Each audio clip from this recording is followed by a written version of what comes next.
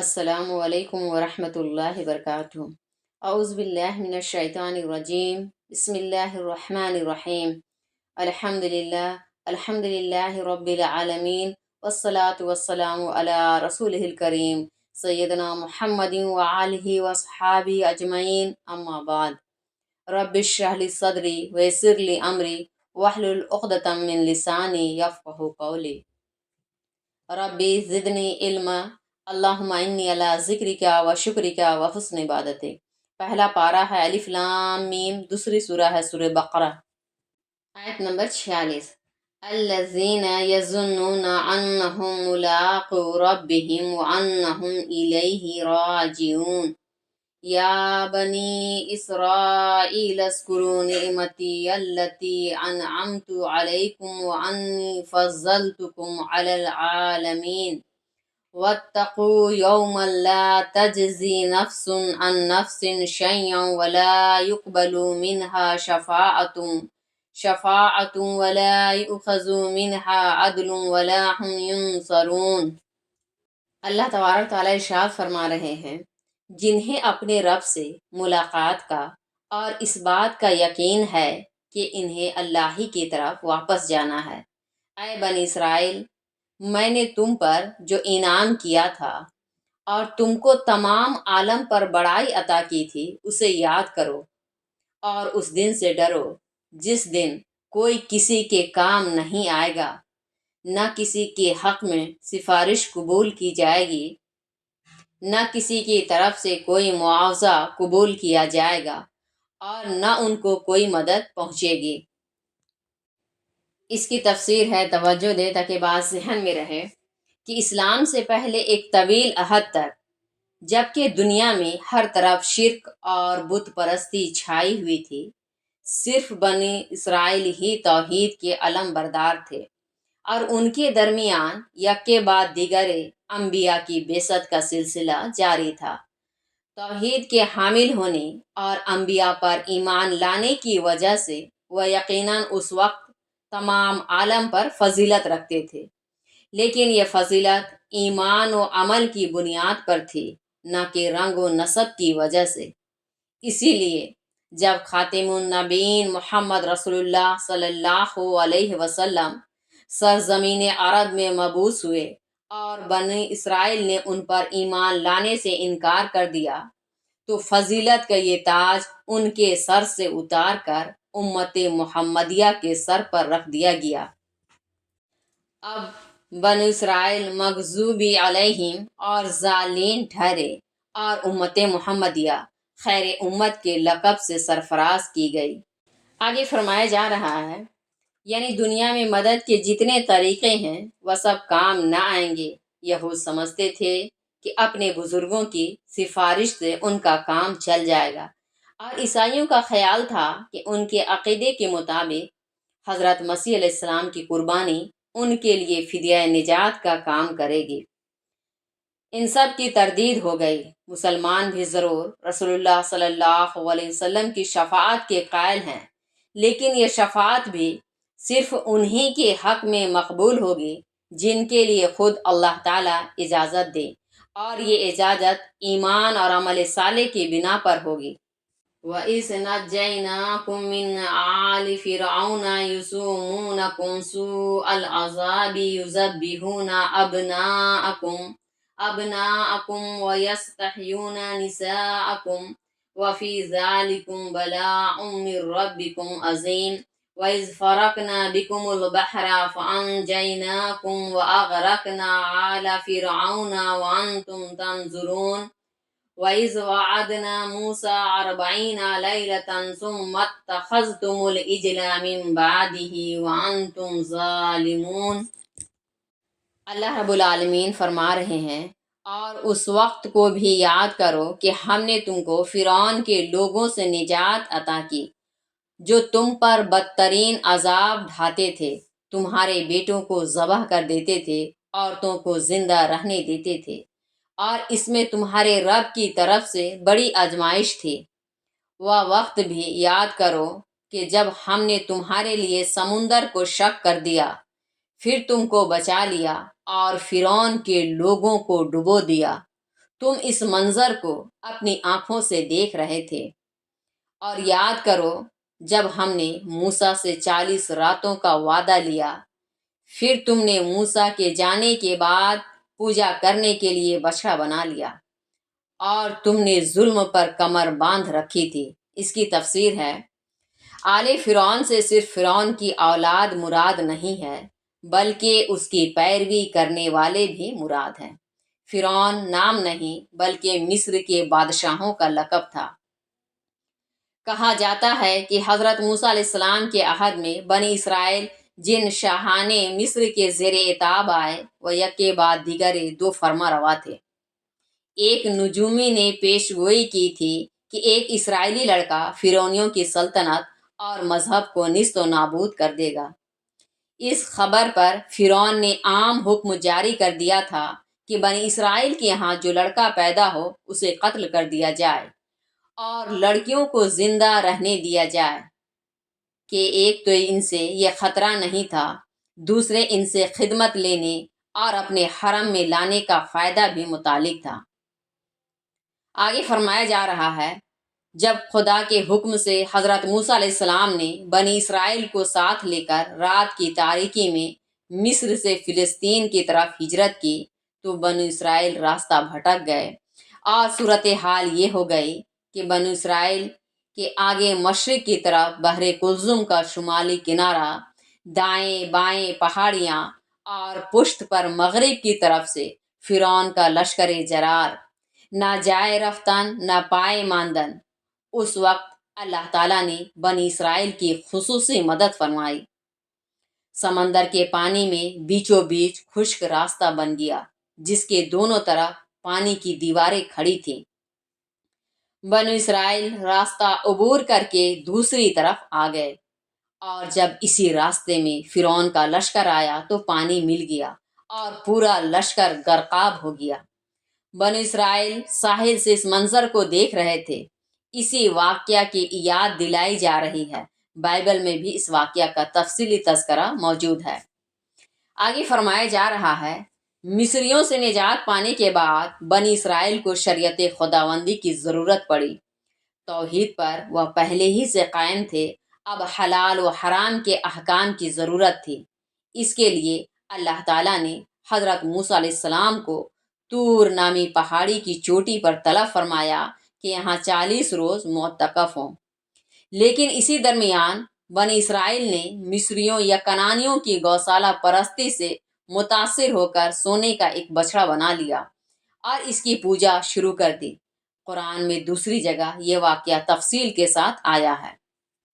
ثم عفونا عنكم من بعد ذلك لعلكم تشكرون وَإِذْ آتَيْنَا مُوسَى الْكِتَابَ وَالْفُرْقَانَ لَعَلَّكُمْ تَهْتَدُونَ وَإِذْ قَالَ مُوسَى لِقَوْمِهِ يَا قَوْمِ إِنَّكُمْ ظَلَمْتُمْ أَنفُسَكُمْ بِاتِّخَاذِكُمُ الْعِجْلَ فَتُوبُوا إِلَىٰ بَارِئِكُمْ فاقتلوا أنفسكم ذلكم خير لكم عند بارئكم فتاب عليكم إنه هو التواب الرحيم وإذ قلتم يا موسى لن نؤمن لك حتى نرى الله جهرة فأخذتكم الصاعقة وأنتم تنظرون۔ اللہ تعالیٰ ارشاد فرما رہے ہیں کہ اس کے بعد بھی ہم نے تم کو معاف کر دیا تاکہ تم شکر گزار بنو، اور یاد کرو جب ہم نے موسیٰ کو کتاب اور حق اور ناحق کے درمیان فیصلہ کرنے والی چیز عطا کی تاکہ تم سیدھی راہ چلتے رہو۔ اور وہ وقت بھی یاد کیے جانے کے لائق ہے جب موسیٰ نے اپنی قوم سے کہا، اے میری قوم، تم نے پوجنے کے لیے بچڑا بنا کر اپنے آپ پر بڑا ظلم کیا ہے، اس لیے اب اپنے پیدا کرنے والے کے سامنے توبہ کرو اور اپنے لوگوں کو خود ہی بطور سزا قتل کرو۔ تمہارے پیدا کرنے والے کے نزدیک یہی تمہارے حق میں بہتر ہے۔ چنانچہ تم نے اس حکم پر عمل کیا اور اللہ نے تمہاری توبہ قبول کر لی، بے شک وہ بہت توبہ قبول کرنے والے اور نہایت مہربان ہے۔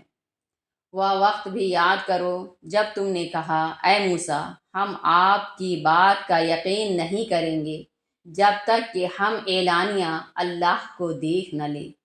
چنانچہ بجلی کی کڑک نے تم کو آ پکڑا اور تم یہ منظر دیکھ رہے تھے۔ اس کی تفسیر ہے، توجہ دے تاکہ بات ذہن میں رہے، کہ فرقان کے معنی اس چیز کے ہیں جو حق اور باطل کے درمیان فرق کرتی ہو۔ اب یا تو یہ کتاب یعنی تورات ہی کی تفسیر ہے، یا تورات کے احکام و قوانین مراد ہیں، یا اللہ تعالیٰ کی طرف سے بنی اسرائیل کی وہ مدد غیبی جو ان کو فتح مند اور ان کے دشمنوں کو مغلوب کرتی جاتی تھی، یا حضرت موسیٰ علیہ السلام کو عطا ہونے والے خصوصی معجزات مراد ہیں، جیسے عصا اور ید بیضا کا معجزہ۔ آگے فرمایا جا رہا ہے، شریعت موسوی میں شرک اور ارتداد کی سزا قتل تھی، اس لیے حکم ہوا کہ جو لوگ بچڑے کی پوجا کرنے کے گناہ سے بچے رہے وہ اپنے ان قریبی لوگوں کو قتل کر دیں جو شرک اور گوسالہ پرستی کے مرتکب ہوئے ہیں۔ چنانچہ بائبل کے بیان کے مطابق ایک ہی دن میں تقریباً 3000 آدمی مارے گئے۔ شریعت اسلامی میں بھی ارتداد کی سزا قتل ہے، بشرطے کہ مرتد ہونے والا توبہ نہ کرے۔ احادیث اور عہد صحابہ کا تامل تو اس سلسلے میں صراحت و وضاحت کے ساتھ موجود ہے ہی، اس آیت میں بھی اس پر مزید روشنی پڑتی ہے۔ حضرت موسیٰ علیہ السلام تورات لے کر تشریف لائے تو بعض لوگوں نے اعتراض کیا کہ ہم کیوں کر تسلیم کریں کہ یہ اللہ ہی کی طرف سے ہے۔ چنانچہ حضرت موسیٰ علیہ السلام نے بنی اسرائیل کے 70 نمائندوں کو ساتھ لیا اور پھر طور کے دامن میں پہنچ کر خدا سے اس کتاب کی تصدیق کے ملتجی ہوئے۔ ان حضرات نے سر کی آنکھوں سے کلام الہی سنا کہ یہ اللہ ہی کی طرف سے ہے۔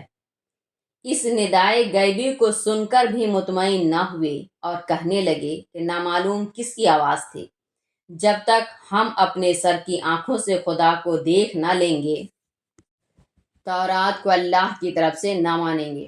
ظاہر ہے ان کا یہ مطالبہ قطعاً بیجا اور ناروا تھا۔ خدا کی غیر محدود ذات کا دیدار ان محدود اور کمزور آنکھوں سے ممکن نہیں۔ اس جسارت پر بطور عذاب ایک بجلی کڑکی اور سب مر گئے۔ اس میں عبرت بھی تھی کہ جب ایک بجلی کی کڑک برداشت کرنے کی طاقت نہیں تو تجلی الہی کی دیدار کی کیا طاقت ہوگی۔ حضرت موسیٰ علیہ السلام نے اللہ تعالیٰ سے عرض کیا کہ بنی اسرائیل خدا ناترس لوگ ہیں، کہیں الٹے مجھے ہی نہ بدنام کریں کہ کسی سازش سے ان کو مروا دیا ہے، اس لیے ان کو زندہ فرما دیجیے۔ اللہ تعالیٰ نے دوبارہ ان کو زندہ فرمایا۔ یہاں اسی واقعہ کا ذکر ہے۔ بائبل میں بھی اس واقعہ کی طرف اشارہ کیا گیا ہے مگر سرسری۔ ثم بعثناکم من بعد موتکم لعلکم تشکرون وظللنا علیکم الغمام وانزلنا علیکم المن والسلوى کلوا من طیبات ما رزقناکم وما ظلمونا ولکن کانوا انفسهم یظلمون۔ اللہ رب العالمین ارشاد فرما رہے ہیں، پھر ہم نے تمہارے مرنے کے بعد تم کو زندہ کیا تاکہ تم شکر گزار بنو، اور ہم نے تم پر بادل کو سایہ فگن کر دیا اور من و سلوہ اتارا کہ جو پاکیزہ چیزیں ہم نے تم کو دے رکھی ہیں ان میں سے کھاؤ۔ انہوں نے ہمارے حکم کی خلاف ورزی کر کے ہمارا کچھ نقصان نہ کیا بلکہ اپنا ہی نقصان کرتے رہے۔ اس کی تفسیر ہے، بعض مفسرین کا خیال ہے کہ یہ 70 بزرگان بنی اسرائیل صرف بے ہوش ہوئے تھے، اسی کو موت اور دوبارہ ہوش میں آنے کو زندہ کرنے سے تعبیر کیا گیا ہے، لیکن آیت کے ظاہری الفاظ سے حقیقی موت کے طاری ہونے اور دوبارہ زندہ کیے جانے کی بات زیادہ درست معلوم ہوتی ہے۔ آگے فرمایا جا رہا ہے کہ مصر سے بنی اسرائیل کی ہجرت کا منشا یہ تھا کہ وہ بیت المقدس کو، جو ان کا قبلہ تھا، مشرک قوموں سے پاک کریں اور اس کو پھر سے توحید کا مرکز بنائیں۔ لیکن جب حضرت موسیٰ علیہ السلام بنی اسرائیل کو لے کر بیت المقدس کے پاس پہنچے اور انہوں نے قوم عمالقہ جو اس وقت بیت المقدس پر قابض تھے کا ڈیل ڈول دیکھا تو جہاد سے صاف انکار کر دیا۔ اس کی سزا ان کو یوں ملی کہ ان کے 40 برس ایک صحرائی میدان میں اس طرح گزرے کہ صبح سے شام تک پھرتے رہتے اور منزل مقصود تک پہنچنے سے محروم رہتے۔ اس صحرا میں نہ کوئی مکان تھا، نہ ہرا بھرا درخت، نہ کوئی کھانے کی چیز میسر تھی۔ خدائے کریم نے اس سرکش قوم پر اس وقت بھی رحم کھایا، دھوپ سے بچاؤ کے یہ سامان فرمایا کہ ان پر مستقل ابر کا سایہ کر دیا۔ بائبل میں بھی اس کا ذکر ہے۔ اور غذا کا یہ سار و سامان ہوا کہ ایک میٹھی سی دانہ دار شبنمی چیز روز اس ریگستان کے درختوں پر گرتی جسے ترنجبین کی طرح ہوتی۔ دوسرے بٹیر بڑی تعداد میں ان کے پاس آ جاتے، ان کا گوشت بھی غذا کے کام آتا۔ بائبل میں بھی من کا ذکر ہے اور کہا گیا ہے کہ وہ دھنیے کے بیج کی طرح سفید اور مزے میں شہد کی طرح ہوتا تھا۔ اللہ کی طرف سے حکم تھا کہ وہ من سلوا کو روز کھائے، اس کا ذخیرہ نہ کرے اور نہ کسی دوسری غذا کا مطالبہ کرے، مگر انہوں نے دونوں باتوں کی خلاف ورزی کی۔ جب ذخیرہ کرنا شروع کیا تو یہ معززاتی غذا سڑنے لگی۔ اپنا نقصان کرنے سے غالباً اسی کی طرف اشارہ ہے۔ وَإِذْ قُلْنَا ادْخُلُوا هَٰذِهِ الْقَرْيَةَ فَكُلُوا مِنْهَا حَيْثُ شِئْتُمْ رَغَدًا وَادْخُلُوا الْبَابَ سُجَّدًا وَقُولُوا حِطَّةٌ نَغْفِرْ لَكُمْ خَطَايَاكُمْ وَسَنَزِيدُ الْمُحْسِنِينَ فَبَدَّلَ الَّذِينَ ظَلَمُوا قَوْلًا غَيْرَ الَّذِي قِيلَ لَهُمْ فَأَنزَلْنَا عَلَى الَّذِينَ ظَلَمُوا رِجْزًا مِّنَ السَّمَاءِ بِمَا كَانُوا يَفْسُقُونَ وَإِذِ اسْتَسْقَىٰ مُوسَىٰ لِقَوْمِهِ فَقُلْنَا اضْرِب بِّعَصَاكَ الْحَجَرَ فَانفَجَرَتْ مِنْهُ اثْنَتَا عَشْرَةَ عَيْنًا قَدْ عَلِمَ كُلُّ أُنَاسٍ مَّشْرَبَهُمْ كُلُوا وَاشْرَبُوا مِن رِّزْقِ اللَّهِ وَلَا تَعْثَوْا فِي الْأَرْضِ مُفْسِدِينَ۔ اللہ تبارک و تعالیٰ ارشاد فرما رہے ہیں، اور وقت بھی یاد کرو جب ہم نے کہا اس بستی میں داخل ہو جاؤ اور جہاں سے چاہو آسودہ ہو کر کھاؤ۔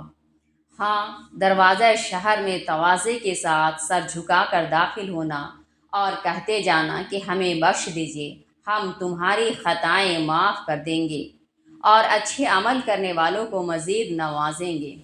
مگر ان ظالموں نے اس بات کے بجائے جو کہنے کا حکم دیا گیا تھا اس کے برخلاف بات کہی، تو ہم نے بھی ظالموں پر ان کی نافرمانی کی وجہ سے آسمانی عذاب اتار دیا۔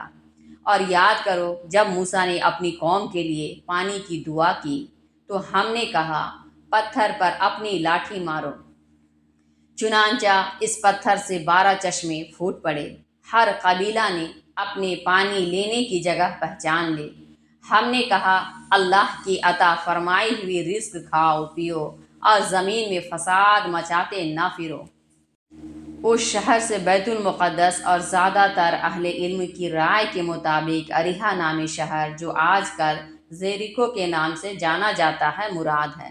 جھکتے ہوئے داخل ہونے کا مطلب یہ ہے کہ تواضع اور فروانتی کے ساتھ داخل ہو، عام فاتحین کی طرح اکڑ کے ساتھ داخل نہ ہوا جائے۔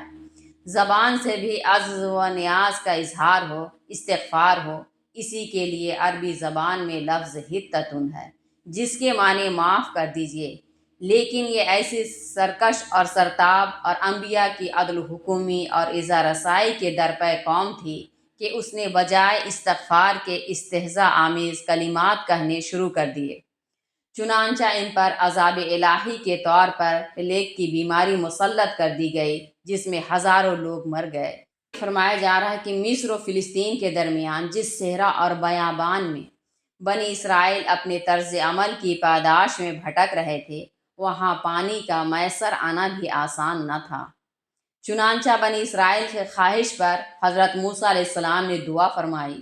حکم الہی سے ایک مخصوص چٹان پر حضرت موسیٰ علیہ السلام نے لاٹھی ماری اور بنی اسرائیل کے 12 قبیلوں کے لیے 12 چشمے پھوٹ پڑے۔ متعدد سیاحوں نے سینا کے علاقے میں ایک ایسی چٹان کی موجودگی کا اعتراف کیا ہے۔ یہ ایک معجزہ تھا۔ اس کا یہ مطلب بیان کرنا کہ حضرت موسیٰ علیہ السلام اپنی لاٹھی کے سہارے پہاڑی پر چڑھے تو وہاں پانی کے 12 چشمے نظر آئے، جیسا کہ بعض حضرات نے لکھا ہے، نہ عربی زبان کی تعبیر سے مطابقت رکھتا ہے اور نہ یہ کوئی ایسا واقعہ ہے کہ خاص طور پر اس کی یاد دلائی جاتی ہے۔ ممکن اور ناممکن انسانوں کے اعتبار سے ہے۔ اللہ تعالیٰ کی قدرت کے لیے ممکن اور ناممکن اور دشوار و آسان کی کوئی تقسیم نہیں۔ وَإِذْ قُلْتُمْ يَا مُوسَىٰ لَن نَّصْبِرَ عَلَىٰ طَعَامٍ وَاحِدٍ فَادْعُ لَنَا رَبَّكَ يُخْرِجْ لَنَا مِمَّا تُنبِتُ الْأَرْضُ مِن بَقْلِهَا وَكِسَّائِهَا وَفُومِهَا وَعَدَسِهَا وَبَصَلِهَا قَالَ أَتَسْتَبْدِلُونَ الَّذِي هُوَ أَدْنَىٰ بِالَّذِي هُوَ خَيْرٌ اهْبِطُوا مِصْرًا فَإِنَّ لَكُم مَّا سَأَلْتُمْ وَضُرِبَتْ عَلَيْهِمُ الذِّلَّةُ وَالْمَسْكَنَةُ وَبَاءُوا بِغَضَبٍ مِّنَ اللَّهِ ذَٰلِكَ بِأَنَّهُمْ كَانُوا يَكْفُرُونَ بِآيَاتِ اللَّهِ وَيَقْتُلُونَ النَّبِيِّينَ بِغَيْرِ الْحَقِّ ذَٰلِكَ بِمَا عَصَوا وَّكَانُوا يَعْتَدُونَ۔ اللہ تبارک و تعالیٰ ارشاد فرما رہے ہیں، اور وہ وقت بھی یاد کرو جب تم نے کہا، اے موسیٰ، ہم ایک ہی طرح کے کھانے پر صبر نہیں کر سکتے، اس لیے آپ اپنے پروردگار سے دعا کریں کہ ہمیں زمین سے پیدا ہونے والی چیزیں ساگ، ککڑی، گیہوں، مسور اور پیاز فراہم کر دے۔ موسیٰ نے کہا، کیا تم بہتر چیز کے بدلہ معمولی چیز لینا چاہتے ہو؟ اگر یہی اصرار ہے تو کسی شہر میں اتر جاؤ کہ تم کو تمہاری مطلوبہ چیز مل جائے۔ ان جسارتوں کی وجہ سے ان پر ذلت اور پستی مسلط کر دی گئی اور وہ غضب الہی کے مستحق قرار پائے۔ یہ اس لیے کہ وہ احکام خداوندی کا انکار کرتے تھے اور انبیاء کو ناحق قتل کر دیتے تھے، اور اس لیے وہ نافرمانی کرتے تھے اور اللہ تعالیٰ کی قائم کی ہوئی حدود سے بار بار نکل جاتے تھے۔ اس کی تفسیر ہے کہ طعام واحد کا اصل معنی ایک کھانا ہے، لیکن 2 کھانوں من اور سلوہ کا ذکر خود قرآن مجید میں ہے، اس لیے مراد ایک طرح کا کھانا ہے۔ ترجمہ اسی لحاظ سے کیا گیا ہے۔ آگے فرمایا جا رہا ہے، یعنی من و سلوہ جیسی عمدہ، لذیذ اور بے محنت حاصل ہونے والی غذا کی جگہ یہ معمولی ساگ سبزی کی خواہش کرتے ہو۔ مسکنت کا اصل معنی محتاجی ہے۔ مولانا دریابادی رحمۃ اللہ نے یہی ترجمہ کیا ہے۔ مسلسل فقر و افلاس قوم کے اندر دناعت و پستی کی کیفیت بھی پیدا کر دیتا ہے، گویا یہ پستی محتاجی کا نتیجہ ہے۔ اسی لیے مولانا محمود حسن صاحب رحمۃ اللہ اور مولانا تھانوی رحمۃ اللہ نے پستی سے ترجمہ کیا ہے۔ حقیقت یہ ہے کہ فقر و احتجاج تو آنی جانی چیز ہے، اور آج دولت جتنی یہود کے پاس ہے شاید کسی اور قوم کے پاس ہو، لیکن دناعت و پستی ایسا وصف ہے جس سے کبھی یہ قوم آزاد نہ ہو سکی اور نہ آج ہے۔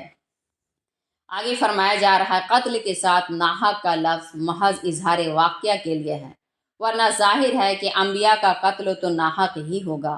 خود بائبل کے بیان کے مطابق یہودیوں نے عیسیٰ نبی، یرمیاء نبی، زکریا نبی اور یحییٰ نبی کا قتل کیا، اور اپنے تئے بنی اسرائیل کے آخری نبی حضرت مسیح علیہ السلام کے قتل کی بھی کوشش کی۔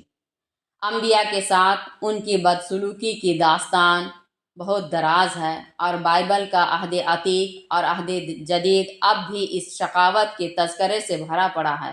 اللہ رب العالمین ہم سب کو عمل کرنے کی توفیق عطا فرمائے۔ السلام علیکم ورحمۃ اللہ وبرکاتہ۔